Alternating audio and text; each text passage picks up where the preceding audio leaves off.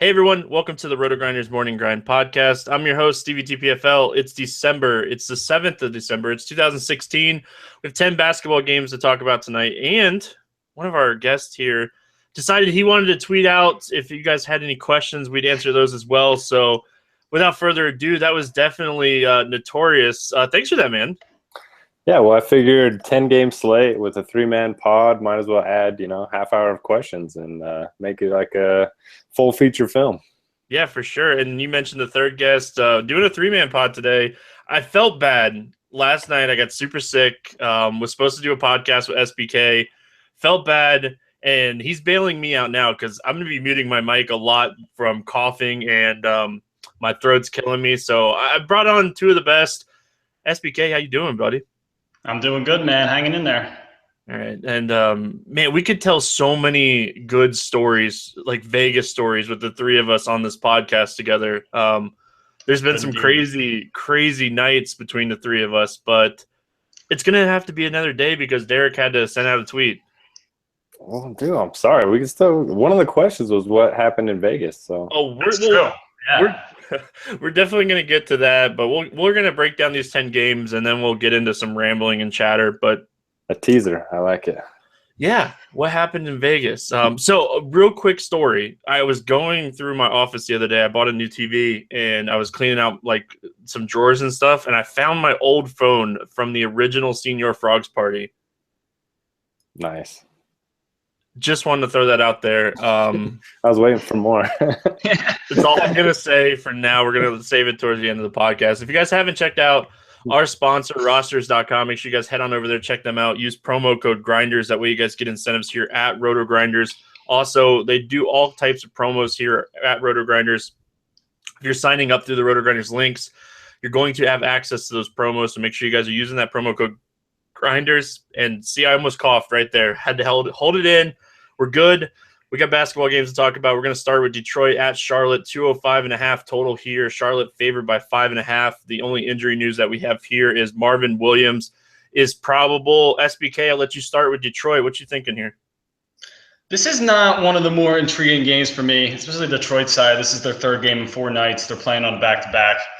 I think if I'm going in this direction, I think Tobias Harris, especially on a site like FanDuel where he's still in that mid-5K range, I think I'm fine with him. Drummond maybe in a tournament, but this is just not a spot where I'm going to be actively looking to target Pistons. It's a 10-game slate. We have plenty of ways we can look. And as far as teams on this slate, Detroit is 18th in pace. Charlotte's 11th. So it's just not one of the more exciting games of the night. The only thing on the Detroit side that would intrigue me here is if they give Jackson the back-to-back off. Like you said, three games in 4 nights. We get Ish Smith back up to 30, 35 minutes here in this game against Charlotte. I would have some interest there, but that's it for me on the Detroit side. Thoughts here for Charlotte, Notorious? Yeah, another one of those teams that nothing really stands out. Pistons really good defensively, second in points allowed per game, 6th in defensive efficiency. So not a ton to like here. Hornets do have a fairly high implied total of 105.5. Kemba Walker plays much better at home than he does on the road, so I don't mind him on DraftKings, 7,200 there. And Detroit hasn't been great against point guards this season, although I do expect that to change a little bit now with Reggie Jackson back. Other than that, it looks like Marvin Williams is going to play, so that kind of hurts the rest of the guys in the front court. You maybe look at Nicholas Batum, but with a 10-game slate, not really anything that you have to play here. Yeah, we're going to get into some games. We have a few games on the slate that have 220-plus totals on this slate. So while we may not see interested in this Detroit-Charlotte game, we're going to have definitely games that we're going to be interested in. Boston at Orlando, 197.5 total. Boston favored by 4.5. The injury news that we're paying attention to here is on the Boston side. Isaiah Thomas questionable, dealing with a groin injury, missed practice on Tuesday. If he's out, that does a lot. What are we doing, SBK? Yeah, that's a great point. He missed practice today. We don't really have a designation for him yet tomorrow. If he sits, it obviously changes a ton. I mean, he eats up a ton of usage there. It would really give a nice size bump to all the starters. I mean, that would obviously make Marcus Smart. He'd probably get the biggest bump relative to what we typically expect from him. Avery Bradley would obviously get a nice bump. So you're basically just waiting for that news. I think if Thomas plays, it it's probably not a great spot to target. Orlando should be tired. They're playing their third game of 4 nights, also on a back-to-back, so they'll be tired. But this is, again, a 197.5 total. Not a terribly high team total for Boston. So if Thomas sits, you're definitely going to want to attack this Boston side. There's going to be a lot of value that opens up. But otherwise, if he plays, it's probably a spot I avoid. I think maybe Jay Crowder on a site like FanDuel, where he's still 5,200 at small forward, is viable. But besides that, if Thomas plays, I'm going to be ignoring this side. Any interest in Al Horford? I know we have some centers that we're going to like here. Al Horford, a matchup against Orlando, even with Biyombo playing, getting the start, like centers have still done really well against Orlando. Yeah, and he'd be a nice candidate to pick up a nice chunk of usage if Thomas sits. So Horford, I believe he's 7,700 on FanDuel. So he's still, he's definitely got a nice ceiling at that price tag. So in tournaments, I'd be fine with it, but it will not be a place I'll look in cash games. Notorious, you got the tough side here. What are we doing with the Magic on the slate? Yeah, a tough spot for them. I'm a glutton for punishment, and I used to play Elfrid Payton almost every night, and then, of course, I didn't play him last night when he had 1,000 fantasy points. But, I don't think you can play Payton or Augustin while they're splitting minutes. Fournier's been a decent cash game option, but doesn't really have that high ceiling. And it's not the best matchup against Avery Bradley. Really, the only guy I'm looking at here is Biyombo. He's played at least 30 minutes in each of his last 7 games. Still only 4,300 on FanDuel. I know they have been playing a lot recently, but if he plays 30 minutes against a team that doesn't rebound well, I think he's in play. 4,300 FanDuel, 4,600 DraftKings. I'm gonna throw a name at you, Noto. I know you're a cash guy, and I'm this contrarian. That's where my mind is always at. Jeff Green's a guy. I'm a Magic fan, so I watch the Magic. He's played at least 23 minutes in 5 straight, and he has double-digit actual points in 4 straight. He's 3,800 on FanDuel. We're gonna want to fit in studs. Is he a guy that we could look at 2 to 5% owned here on the slate? Jeff Green has been burning DFS players since Draft Street, and I can't do it, man. If he gives you 20 plus points here, and your studs do what they're supposed to, like you're looking good. We've been saying that for years. Same with Kenneth Faried. I got burned by him the other night.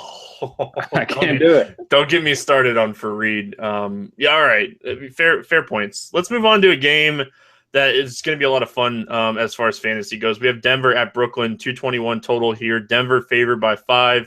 Jokic ruled out for this game already. Jeremy Lin also ruled out. Jeremy Lin's getting close, but he's already ruled out for this game.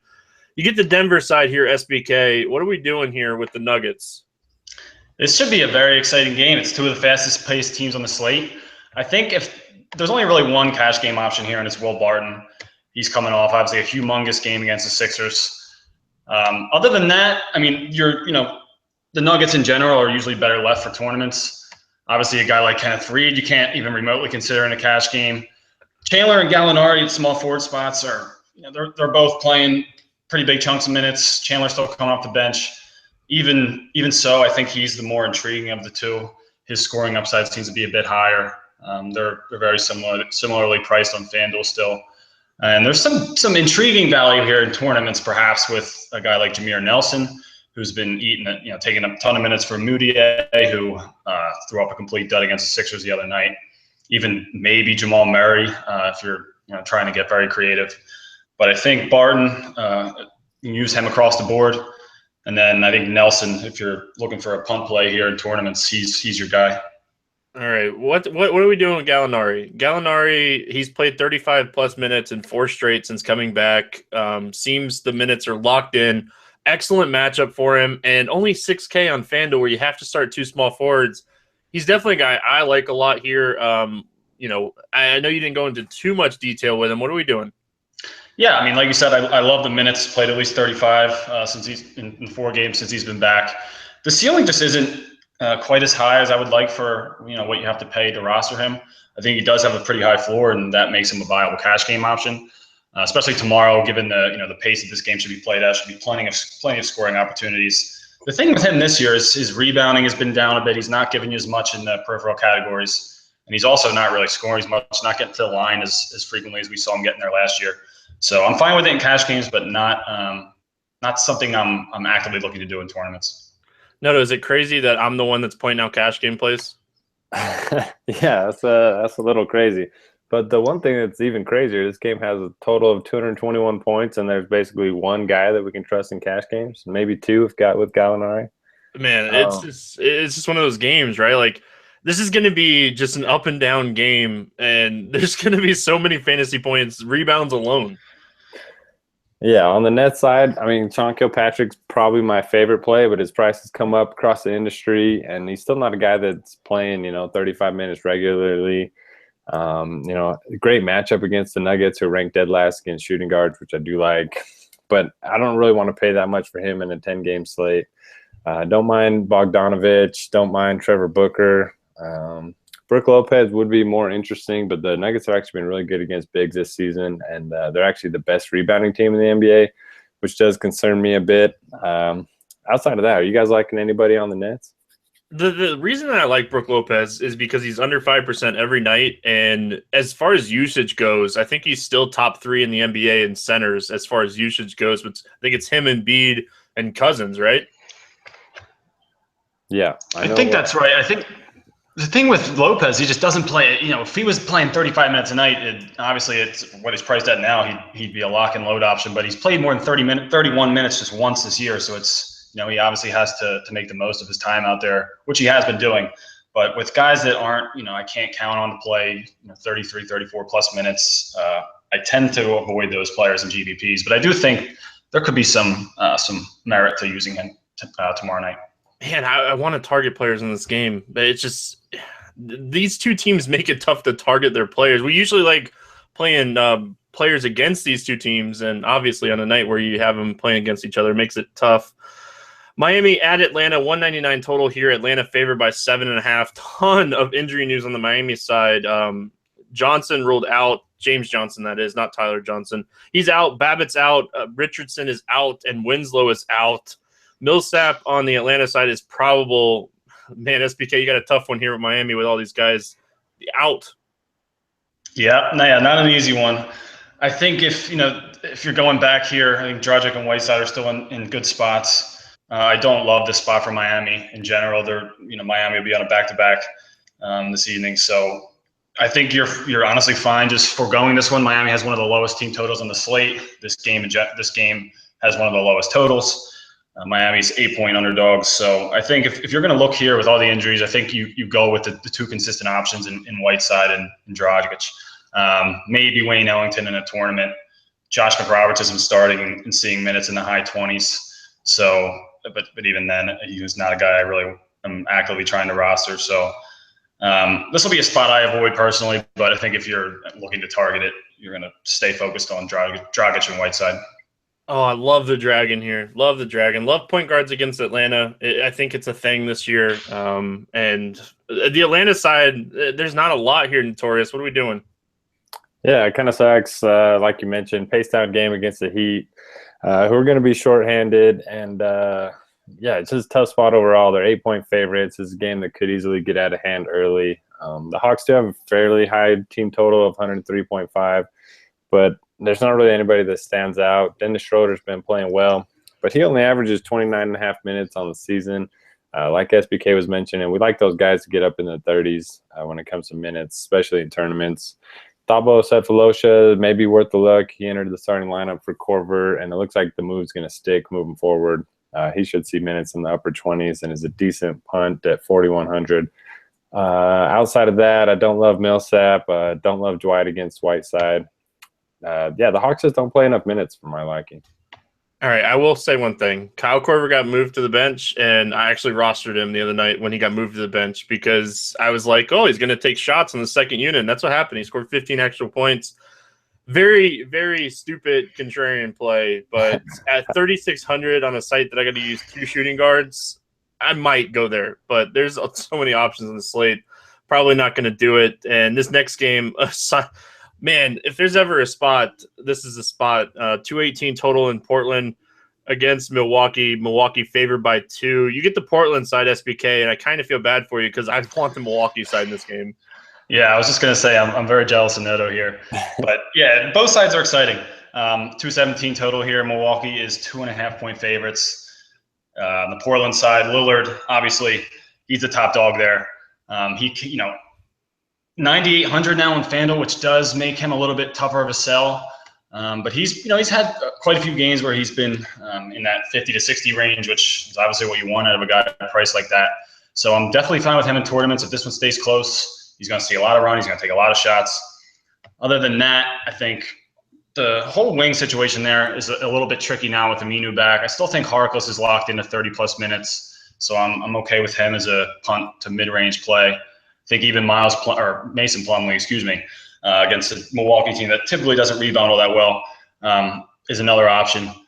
But a guy like McCollum, I'm not on. He's 7,400 on FanDuel now, and if I'm paying that kind of price for somebody, I want somebody with 40-point upside nightly. And while he has that, he's got Lillard there, and he just eats into a bit too much of that usage. So I think it's Lillard, Harkless, and Plumlee for me. Yeah, don't be heartless, man. Like Mo's the man on this slate. Like, this is the spot. This is the spot for that small forward spot. We love small forwards against Milwaukee. All right, Natoto. No, man. Natoto. That's a new one. There. That's a new one. I might start calling you that. I like that one. The alphabet in this spot. This is the spot, right? Yeah, you got to like the Bucks as a whole. Pace-up game. Portland's ranked 28th in points allowed per game. Dead last in defensive efficiency. 25th in rebounding differential. They got a huge total. You just got to love Giannis here. Even though he's 10-2 on FanDuel and 9,800 on DraftKings, I think we got to start considering him up there with, the Westbrooks and Hardens and Browse of the world. I think he's going to be one of the top plays on the board. I don't like him quite as much as Harden. But dollar for dollar, I think he's close. And then outside of him, you can look at Jabari Parker. The Blazers are ranked dead last in fantasy points allowed to power forwards. We saw Kevin Love have that huge 34 actual point quarter against them a couple weeks ago. So I don't mind Jabari. Dellavedova is cheap and offers a decent floor at his price, but probably not a guy I'm looking at in such a big slate. Yeah, I don't really love Dellavedova there either. I like Parker a lot. His price makes a lot of sense here on the slate, but I'm calling my shot. I've kind of taken a step back on this podcast, letting you guys do all the analysis, but the alphabet's going for 60 plus here. Love the spot for him. He's one of my favorite tournament plays on the slate. Moving on to the Lakers at Houston, 220 here. Am I reading this right? Houston favored by 12 points in this game? Yeah, I'm saying 12.5. Yeah, Lakers don't have anybody. All right, well, let's get into the injury news. Nance questionable here. Black out, Calderon out, Russell out, and then Houston full strength here. A lot of question marks, a lot of outs. What are we doing with the Lakers here on the slate, SBK? Well, like you just mentioned, we got Larry Nance dealing with an injury. Black already ruled out. Especially if Nance sits, I think Julius Randle is in a really nice spot. I think he's my favorite target on this Lakers side. For the FanDuel players out there, you'll be happy to hear that Jordan Clarkson is now point guard eligible, so they've split up Clarkson and Lou Williams. But if I'm looking at one of those two guards, it's going to be the guy who's went for 45-plus in his last two games, 45-plus FanDuel points. Lou Williams at 6,100 on FanDuel. Obviously a bit more expensive than we're used to with him, but I think both of him and Clarkson are in play here. Clarkson obviously coming off a dud, but it did come against a Utah team, the slowest paced team in basketball. So I think Randall, I think you can use him across the board. I am a little bit nervous about the spread there, but it's a very high total, and I do think the Lakers have a chance to keep this one competitive. I think 12.5 seems a tad high. So I think, Randall and Lou Williams are your two key plays here, and then Clarkson in tournaments is definitely a viable move. How dare you not mention my dude, Brandon Ingram? I can't do it with him, man. I mean, I know he's real cheap, but I can't do it with him. Even with the big minutes, the usage isn't quite there. He's just, I don't know. He's not exciting enough on a 10-game slate for me. I'm with you, SBK. Oh, both of you guys. I'm Xing you both out here. Like, come on. Like, Ingram, he's coming off a tough game against Utah, gets a matchup with Houston, who they don't play defense, and he's 4K at small forward. Like, sign me up. I'll let you guys make all the money. I'll obviously be losing the money. James Harden against the Lakers. Yes? Yeah, I think this might be the most I'm ever going to spend on a shooting guard combo on FanDuel. If you roster him and Giannis, it's 21-9. Do you think you can make that work? I think you're looking at 100-plus raw points there. Easy. Yeah. Yeah, I do too. I mean, such a great spot for Harden. His production was down a little bit over the last couple of weeks, but coming off of a big game the other night, Lakers can't defend anybody. They're one of the worst defenses in the NBA. I do worry about a blowout here, but if that happens, Harden's going to have, 55 at the end of the third quarter anyway. I like Ryan Anderson as a tournament play. He's got a nice upside, averaging 27.5 in his last three. And then Clint Capella kind of stands out too. He went on that big run a while ago, and then nobody's played him really since. So I kind of like him as a contrarian play. One other guy that I want to throw out there, Eric Gordon gets so much usage with the second unit, kind of the leading scorer on the second unit. I love guys like that. We talk about Wilson Chandler. We're not paying $6,000 for Eric Gordon here. We're playing $5,200. He's a guy that I like for tournaments. You can't trust a bench guy in cash games, but definitely a guy I'm going to be looking at here. Moving on. Cleveland at New York, 217 total here. Cleveland favored by 7.5. The injury news that we're paying attention to here, J.R. Smith ruled out for Cleveland. Derrick Rose left the game on Tuesday night. He's questionable. I kind of think that they're going to be really careful with him, but we'll start with the Cleveland side. What are we doing here, SBK? Yeah, this spread here is Cleveland is a 7.5-point favorite. I think that's very low, given the fact that the Knicks are playing their third game in 4 nights. They're on a back-to-back. I can see Cleveland running them out of the gym. I think, obviously, it's the 3 main guys here, even with Smith. I don't think that opens up too much as far as the ancillary options. So I think between Kyrie and Kevin Love, I usually kind of will want to decide between one of them if I'm trying to stack a game. And I think Kyrie's in the better spot here tonight, especially if Rose sits. If he draws Brandon Jennings' defense, I think he's going to have a field day. And LeBron, he's always in play, especially against Melo. He's going to get up for that matchup. I'm just a little bit concerned about them, the starters not seeing run into the fourth quarter. Yeah, it'd be interesting to see. The one other thing that I want to throw out here is Shumpert. The 3 games that J.R. Smith missed earlier this year, he played 32, 27, and 28 minutes in those 3 games, kind of locking him into 26 to 30 minutes here. He's min salary on FanDuel. We talked about all the good shooting guard options. It makes it tough to go down at shooting guard, but if you're wanting a punt, there's your punt. Yeah, he's just got no ceiling. I mean, I don't think he's exceeded 21 or 22 fantasy points this year, even in those games where he's seen a little bit extra run. So on a 10-game slate, I'm not going to be going there. But he's definitely got the ability to he rebounds pretty well for a shooting guard. He can rack up defensive stats when he's out there for big minutes. So I don't hate the call, but it's not a place I'll be looking. What have the New York shooting guards done for you lately? That's what I keep asking myself because they just give up so many fantasy points to shooting guards. New York Knicks, Noto, go ahead, buddy.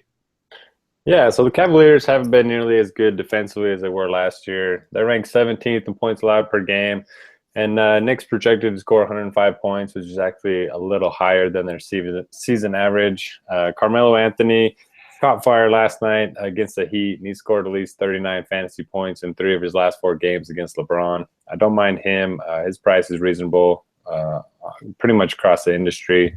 Porzingis averages 5 more fantasy points at home than he does on the road, so I don't mind him against Kevin Love. And then if Derrick Rose is out, you got to just plug in Brandon Jennings, who would probably become the most popular value play in the slate. Could you see him tilting us again, like rolling out Justin Holiday in the starting lineup and leaving Jennings to this backup role that they've been using him in? Yeah, they could definitely do that, but I think Jennings would still be the better play of the 2. I'm pulling it up. I just remember, I thought, LeBron James had, insane stats at Madison Square Garden. Yeah, I actually looked that up, too. And, his last 4 games haven't been that great. Okay. I just, for some reason, I thought, he was just one of those guys that went into Madison Square Garden. He's under 10K on FanDuel. That's kind of man, I like that price tag a lot. Yeah. Sorry. Oh, man. What am I going to do with you guys? Dude, what about Joakim Noah? I just feel like it's a big game. You can't even – I'm surprised, Stevie. The one time I brought Noah up on this podcast, too, you, immediately threw it away. And this is your Florida boy, man. Give him some love. Listen, Come on. I know Cam's gonna listen to this podcast, and like I've shot down Noah so many times this year, but like, can this guy just stay healthy for one season? When he stayed healthy with the Gators, we won 2 national championships. Like, you know, him and Horford with the University of Florida. Like, how good was that team? Oh, Do you remember when he finished top 3 in the MVP voting? oh God, did he really? Yeah, it was That like happened? 5 years ago. Maybe it might have been top 5, but yeah, when he was with the Bulls, he was averaging like 8 assists a game. Yeah, all he has to do is stay healthy. He can't stay healthy, man. Like, He's not doing it. Those days are behind him, my friend. yeah, just need to stay healthy, and that's not happening anytime soon. Sacramento at Dallas. Sacramento favored by 3.5 here, 194 total. No injury news on the Sacramento side. We have news that Bogut's out for 2 to 3 weeks here. Dirk out indefinitely still, so we know those news. And then Seth Curry is the only guy with the questionable tag coming in here. King's side of things, hey, DeMarcus Cousins is he's pretty good at basketball, SBK. He is very good at basketball, and he's the one guy on this Kings side that I'm looking at. I think the Bogut news, like you just mentioned, is probably it's great news for Cousins. Obviously, Bogut, one of the better rim protectors in the league. So Cousins should be able to roam free down there. I'm not that interested in Rudy Gay. The point guard situation is still a little bit. Collison's not playing, minutes in the mid to high 30s, and until that happens, or if that happens, I'm not going to be rostering him. So Cousins, he's at 11-1 now on FanDuel, which is high. He's been extremely consistent over his last couple of games. I don't think he's fallen short of 50 fantasy points in a while. So obviously lock him in, especially in tournaments. He's a great guy to build around at center where you want big points. And looking at the rest of that center pool, it drops off pretty quick. So I think Cousins is going to be very popular and for good reason. I just don't see anyone matching up with him. Like, with Bogut out, there's just nobody to match up with him. Rudy Gay, I'm with you here. Like, I'm not picking on Harrison Barnes. The guy is just athletic and really showing up this season. So Cousins going to eat in this game. Like, he's going to eat. What are we doing with the Dallas Mavericks here? Yeah, Mavericks not too appealing. Harrison Barnes probably the only guy you want to look at here. Dirk's still out. He's going to have high usage again. He's probably going to shoot 25% from the floor, but if he shoots 30 times, he'll make 7.5 of them. So you can look at there. Speaking of Cousins, I love the spot for him too. But if you can only have 2 of the 3, who do you guys have out of Harden, Cousins, and Giannis? Oh man, in cash it's Harden and Cousins, right? And then play Will Barton. That is tough, man. I think Barton is. I think you kind of make your choice there at shooting guard, and then go with Cousins and punt that other shooting guard spot with Barton. I think that's definitely a nice way to look on FanDuel at least. But in tournaments, man, paying up for 2 shooting guards on this slate, oh buddy. Yeah, I don't think a lot of other people will do it, but I could definitely see Cousins being the highest scorer here. Obviously, Harden is probably the best bet, but I mean Giannis is right there too. So. Yeah, you're basically flipping a coin. Yeah, if the Lakers keep that game close, Harden could go for 70 fantasy points in that game. Absolutely. What are you doing, Noto? You ask us the question. Like, what are you doing over here, Moneybags? You guys nailed it. I think, throw Barton in there with Harden, get Cousins in there, and call it good. Center is just ugly. So, yeah, if you can lock Cousins into your cash games, I think you'll be good. Yeah, center does drop off quite a bit. Moving out in Indiana at Phoenix. Indiana got smashed the other night. Man, Klay Thompson. Like I didn't talk about it on the pod, but man, Klay Thompson, how good was that? That was just insane. Woo. I have no words. Did you see his post-game interview? I think I'm still hot. Yeah, he's awesome. And watching Curry on the bench was the best part. Oh, yeah. Those guys have so much fun. But when you have Durant and Draymond Green, Curry, and Klay Thompson on a team together, you should have a lot of fun. Indiana at Phoenix here, 218.5 total. Indiana favored by 4 in this game. That says a lot. We'll start with the Pacers side here. What are we doing here with Indiana? Yeah, that 4-point spread does say a lot. Indiana's been very up and down, more so down. Obviously they got smoked by Golden State. This is obviously a very good bounce back spot for them. The Suns play at a very fast pace, as do the Pacers. So it kind of explains the 218 total there. I think Paul George is the guy on the Indiana side. His price has kind of come down a bit since he's been dealing with injuries. Phoenix is ranked 27th against small forwards.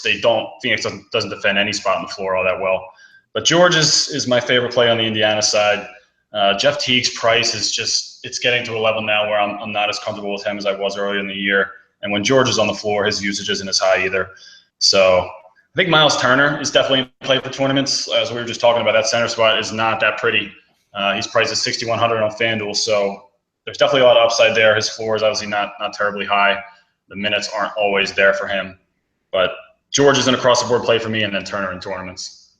Yeah, if you're playing on DraftKings tonight, like Paul George, 7,800 on DraftKings, like that price is just very favorable there. You mentioned the usage. He really eats into Miles Turner's usage too. Like not only Jeff Teague, but Turner Hughes, a big bump. Turner just can't stay on the court. Like he keeps getting in foul trouble, and a matchup with Tyson Chandler, like just screams trouble for Miles Turner for me. Yeah, I mean, I don't disagree there. I think, he's GPP only for sure. The nice thing about Turner is he can give you, he'll randomly throw out a 5-block game, and he obviously rebounds well. But like you said, the matchup with Chandler is not ideal. And George's presence certainly isn't good news for him by any means. So, I mean, you're absolutely fine foregoing Turner in tournaments, but I do think there is a worthwhile ceiling there if you want to sprinkle him in. No, we like targeting big guys against Indy. Neither one of the big guys here really stand out to me. What's your thoughts here on Phoenix? Yeah, I don't think you can use Chandler, especially the second half of a back-to-back. Potentially he could get ruled out or something. And if he does get rested, Alex Len would be an awesome play. But I don't expect that to happen. I think the best two plays here are Bledsoe and Booker. Both played less than 26 minutes last night against the Jazz. Their bench really came alive in the second half, and so they just kind of went with it. So I think both of them are interesting bounce-back candidates for tournaments. I wouldn't touch either of them in cash games. But this is a fast-paced game, should be pretty close. Good game environment overall. So if you want some Suns exposure, I like those two guards. What about Brandon Knight on FanDuel, 4,200? We talked about so many shooting guards options. Like, is this a spot that he could excel in? Yeah, it definitely is. I've played him a couple times this year and haven't gotten the right side of him. He's just one of those guys that blows up every now and then, but has a lot of duds in there. So definitely GPP only.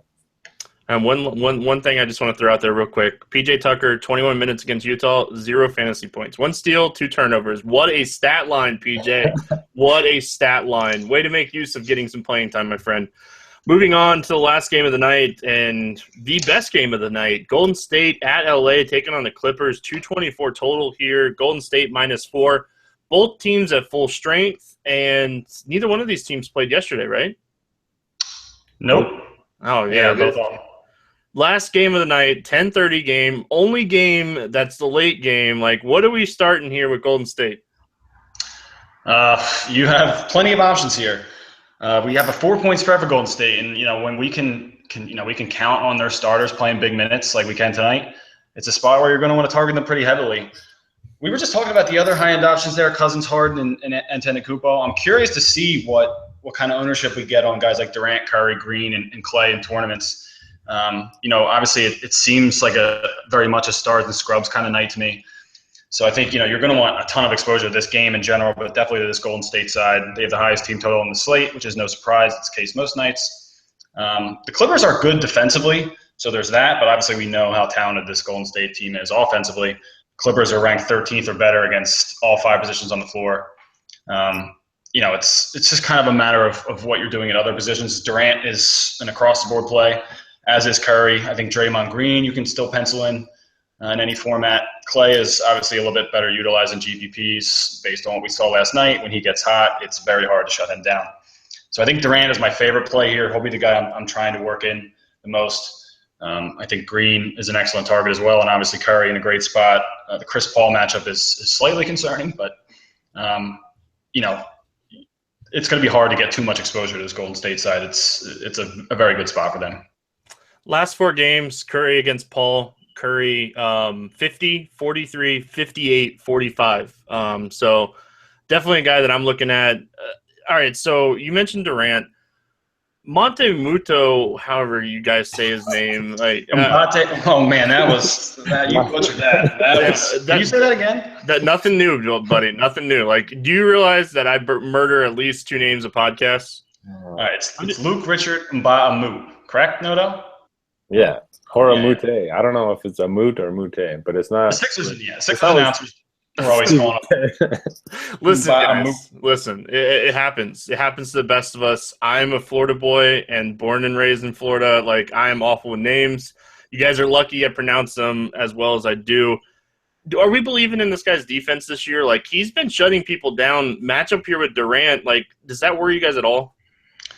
Ooh, I mean, it's Durant against human beings. It might concern me, but Durant is. I'm not sure that he is a human being, so I'm going to be targeting him confidently. I think he does make like his presence. Obviously, I don't remember these two teams facing off earlier this year. I think those Curry games you were referencing might have been All last year. Yeah, before Durant's time. So I think that's the only reason I'm a little bit more nervous about Curry. But Durant. I mean, Mbah-a-Moute is definitely a solid defender. He's been that his whole career. But it's not nearly enough to scare me off Durant by any means. What's your thoughts, Noto? Same? Yeah, I mean, Durant's been the most efficient shooter in the NBA this season, not even close. Yeah, I mean, you just keep taking. They're gonna get him open looks. They can't afford to double team him, so yeah, just play Durant. Although it's gonna be hard to play all these guys. Yeah, like if you're looking at it, just let's take a second here. You're looking at 10-2 for Durant. This is the same price as the Alphabet. Honestly, I think I'd rather play the Alphabet. Same here. Yeah, I don't disagree. It is going to be tough. You're going to have to kind of take a stand on a few of these superstars and hope you pick the right ones. Ownership is going to be so spread out on the slate. Now, looking at the Clippers side of things here, I just referenced the 5 games or for the last 4 games last season for Paul or Curry. For Paul, it's 31, 42, 54, 45 against Curry. What are we doing with Chris Paul? Yeah, I love taking Chris Paul when he's facing elite point guards. He seems to get up for these type of games. So he's going to be one of my favorite tournament plays on the board. I'm not sure you can go that route in cash games just because we want to get, Harden and Cousins in our lineups. But I love him in tournaments. Like you mentioned, great history against Curry other than that one bad outing. Blake Griffin, finally going to see minutes in the upper 30s. We haven't seen that much all season. Both of these teams lead the NBA in point differential, so it's really going to be nice just to see all these guys see full complement of minutes. And then DeAndre Jordan, nice tournament play as well. He really struggled against the Warriors last couple of years, but his last 2 meetings against them, he had 16 points, 21 rebounds, 3 assists, and then 19 points, 20 rebounds, and 3 assists. So nice track record the last couple of meetings. In a tournament here, we've talked about so many top options throughout the slate. On a tournament slate, could we game stack this game and win a tournament? This game, I feel like this game has definitely over potential in the 224, but I actually think that it has some overtime potential as well. Yeah, absolutely. You can stack this game. Yeah, I mean, it's going to be close. It's kind of rare we get Golden State in a game with a 4-point spread. So, I mean, it's obviously not going to be easy. A lot of these options are very expensive, so you're still going to have to go. I think you can almost game stack this game and the Brooklyn-Denver game. You use some value options there like Barton, Booker, Kilpatrick, some guys like that, maybe Jameer Nelson, and then kind of fill in with this Golden State LAC game. So that's kind of an interesting 2-game stack there. I like that. There you go. Look at that. Finally said something good on the podcast, SPK. Only took me 2 tries.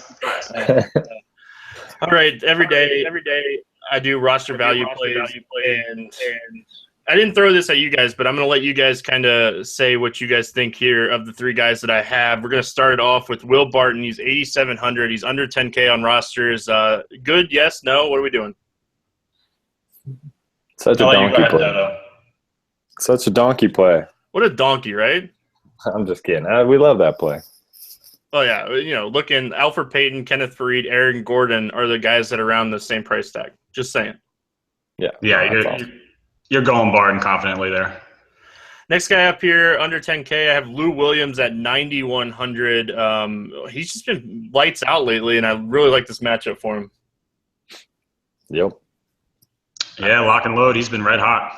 Really, I got all the chalk guys here, and then the last guy is Sean Kilpatrick, 8,600. Look, I went to the chalkboard, wrote them all down, and I like the sound of chalk tonight. Yeah, no problems with him either. Want to give me one of the fastest paced games of the slate, and yeah, that's too cheap for him. All right. Well, Noto had this great idea of sending out a tweet asking anybody if they had any questions, and some of the questions were really good, and some of the questions were, "Why did Fournier ruin my lineups tonight?" He ruined your lineups because he's Evan Fournier, right? Like that just sums that question up. Yeah, I mean, he's usually a reliable cash game guy. The Magic are just don't put anybody in cash in the Orlando Magic. That's all. Yeah, you can't anymore. They're just way too inconsistent there. So do we start with the Vegas question since it's the first question on my timeline? What happened in Vegas? Oh, I think we say that for last. All right, we'll save that. I'll write that down. Do you see the Clippers as a top contender, or do you think they're a fraud? I'll throw that one at you, Noto. My answer is going to depend on how they play tonight against the Warriors. I think they're going to be a contender for a top 2 seed. I just don't see them as a contender in the playoffs. All right. I'm going to come back to you, Noto, because SBK actually had this team. Do you think Kyrie is chalky on the slate? Who's this question for? You. He had the Cavs. Like, he's already got to talk about Kyrie. You get to – Sorry. I thought you said come back to me. Okay. No, I don't think he's going to be chalk. All right. I'm going to go to SBK on this one.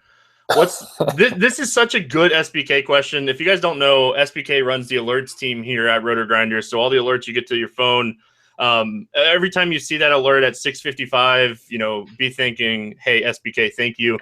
What's the definition of monitor to NBA coaches? Oh, wow. That is a tough question.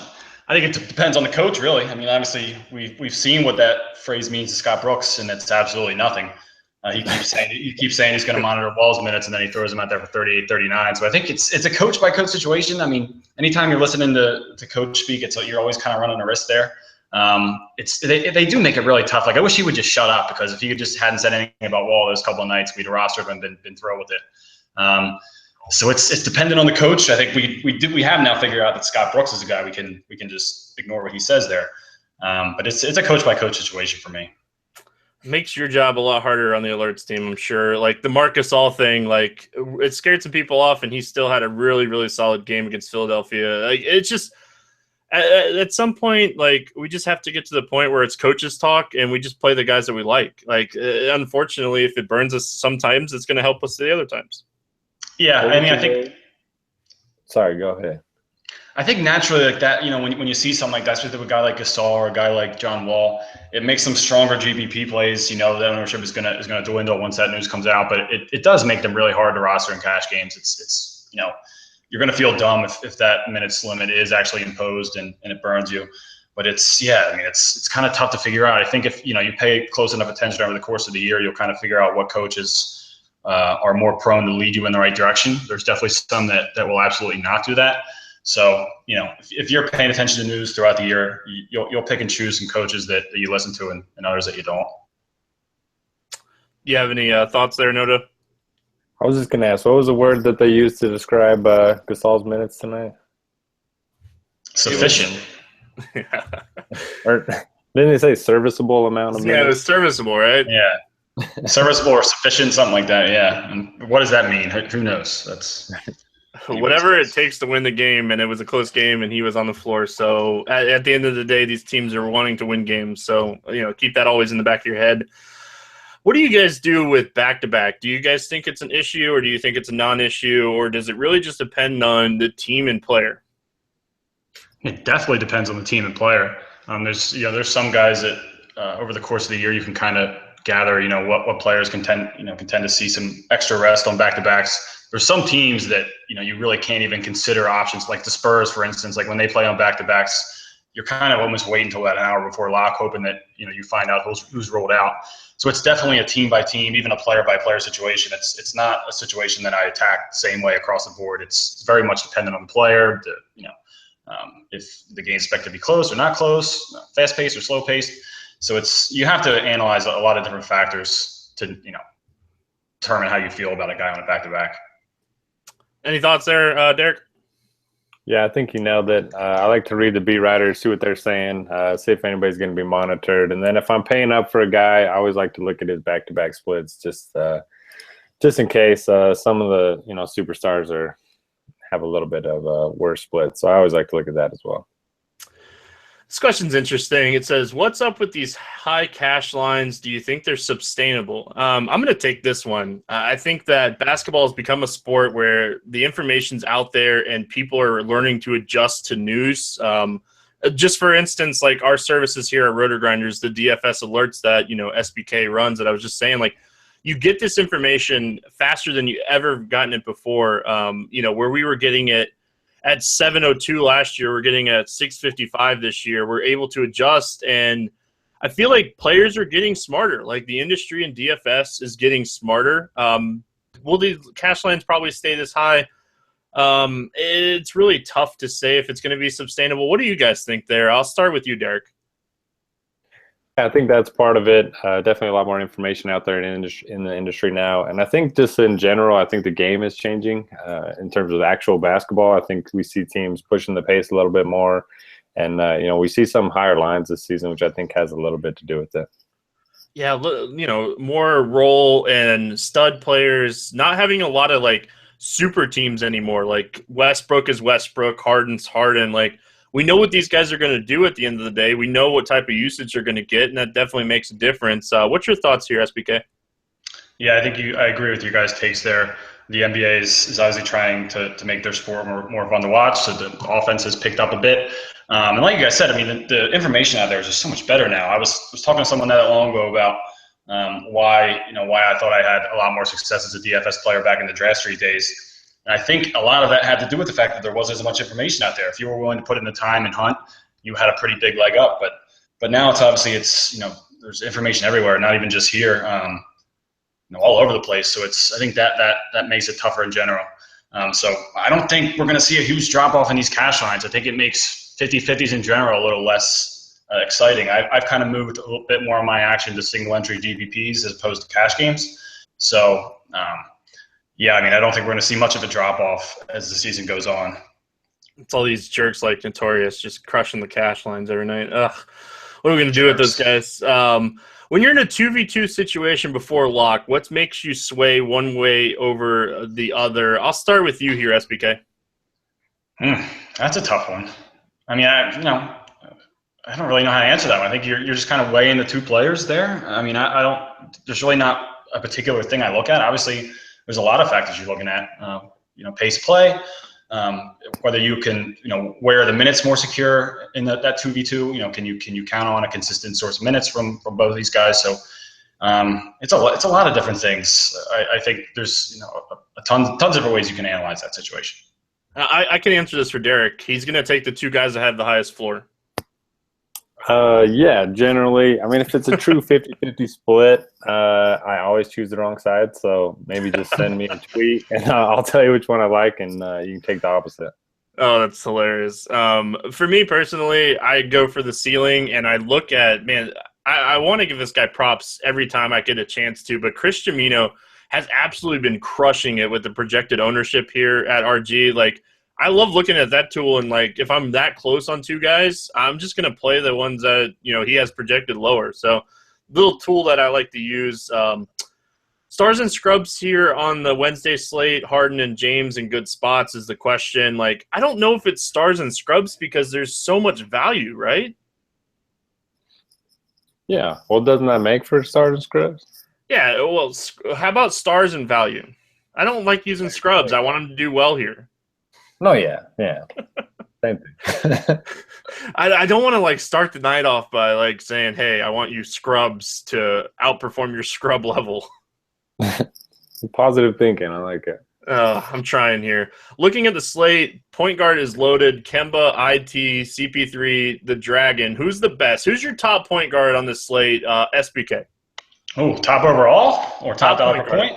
No, top point guard, raw points. Who's you got here? Number one. Yeah, I think this may be a hot take. I don't know, but probably Damian Lillard. I don't think it's a hot take. Yeah, I think that game's gonna be competitive.